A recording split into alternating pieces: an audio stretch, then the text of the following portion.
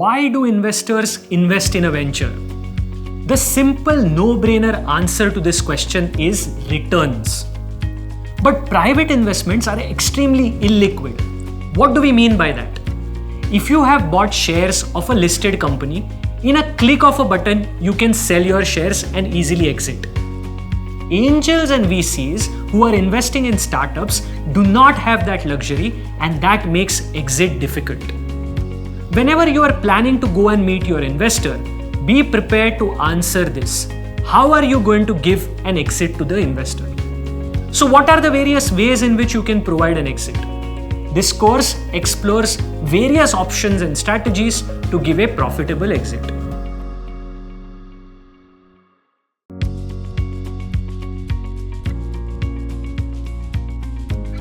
A venture capitalist pools in money from HNIs, corporates, pension funds, insurance companies, etc.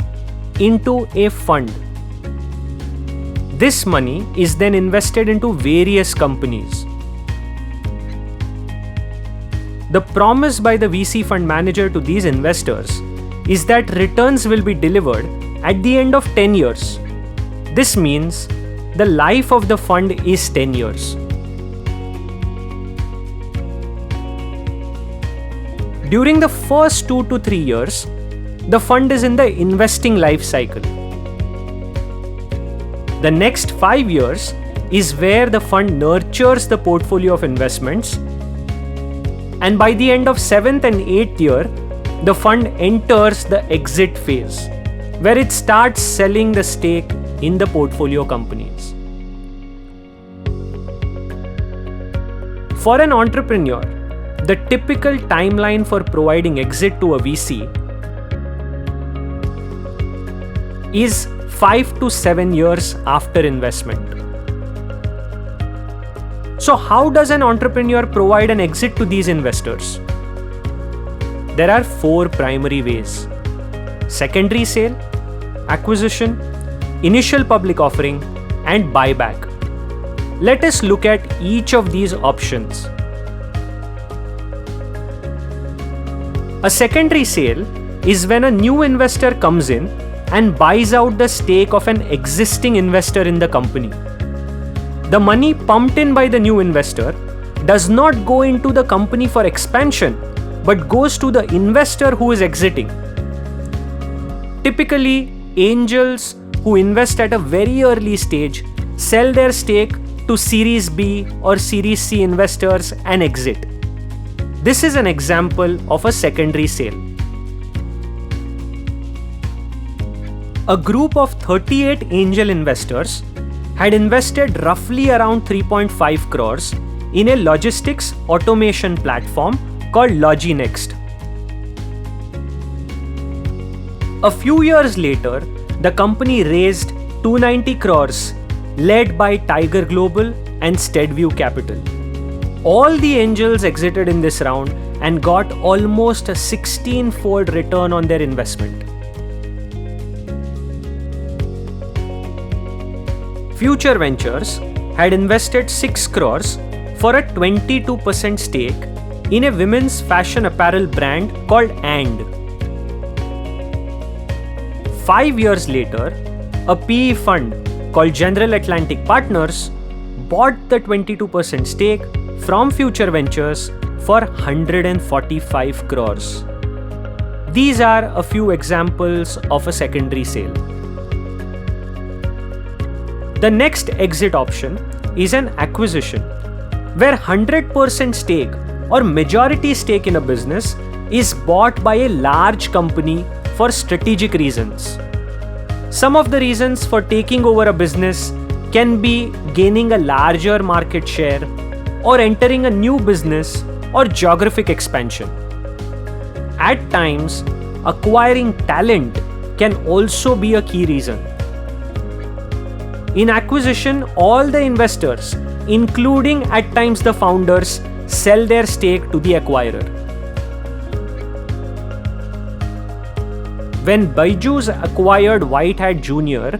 for $400 million, VCs like Nexus, Omidyar, Owl Ventures, who had invested in White Hat got an exit.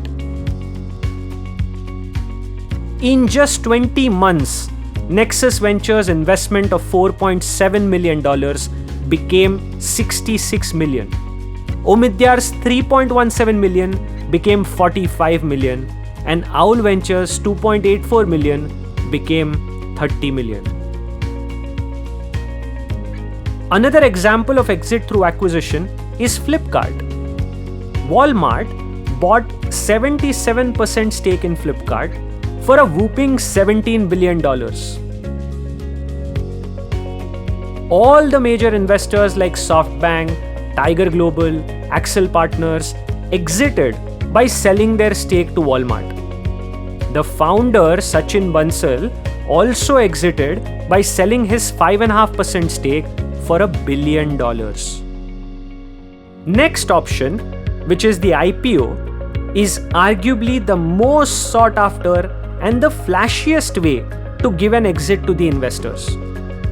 Exits through IPO are rare, but they bring a certain level of prestige to the company and the founders. In 2010, InfoEdge Group, the parent company of Naukri.com, had invested seed capital of 4.7 crores in food delivery app Zomato. 10 years later, when Zomato came up with their IPO, InfoEdge's stake value grew to a massive 15,000 crores. During the IPO, InfoEdge sold shares worth 750 crores and partially exited the venture. Lastly, promoters or the company can also opt for buyback and give an exit to the investors. The founders and the company need to be cash rich to give an exit to the investors through a buyback option. What we have seen so far is the positive side of exit. Now, what if post-investment the company did not perform as per the expectations and has failed? Globally, 75% of funded startups actually fail to deliver on exit expectations, which means they either fail or the investor is stuck in the venture with no one wanting to buy their stake. What happens in this situation?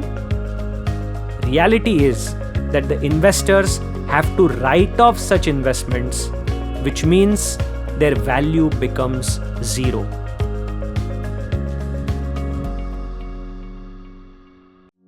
Most of you might be looking at raising your first round of capital, and exit may not even be on your immediate horizon. But exit is the logical conclusion of the fundraising journey, both for you and your investor. This is where the value gets realized. Until then, valuation is just a number on the paper. Even before you enter the capital raising arena, ask this question to yourself: how will I give an exit to my investors?